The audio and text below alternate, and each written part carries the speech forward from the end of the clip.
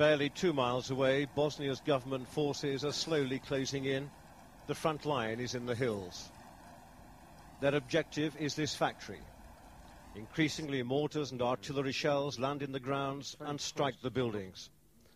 Here in Vitez is the biggest explosives factory in the former Yugoslavia.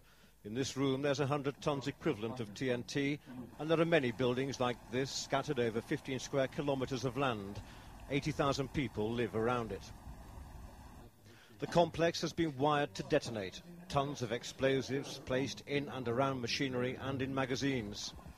Colonel Tihomir Blaškić in the centre, commander of the Central Bosnian Croat forces, gave ITN a tour of the factory, warning he'll blow it up rather than let it fall. He says the resulting blast will be the equivalent of 5,000 tons of TNT, and he's promised the United Nations 2 hours' notice before pushing the button. This is the control desk for the manufacturing process of solid rocket fuel propellant, and underneath it, all wired and ready to go, there's some 500 pounds of explosives. In a storeroom next door, there's 25 tons of solid rocket propellant. Normally these will be used to fire missiles from mobile launchers. According to Colonel Blaškić, there are many such magazines on site. It is very important for the Croats to keep this factory. If the Muslims take it, they will have won the war against us and be able to continue the war against the Serbs.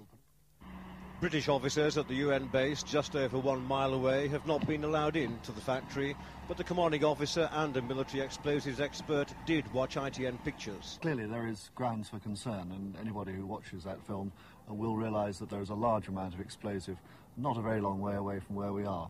By maintaining the good rapport and liaison that we have with the local warring faction commanders, I'm convinced that we can get as much warning as anybody could hope to get should anything ever happen.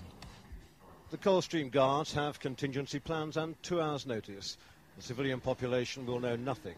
They have nowhere to go anyway. Colin Baker, ITN, Vitez.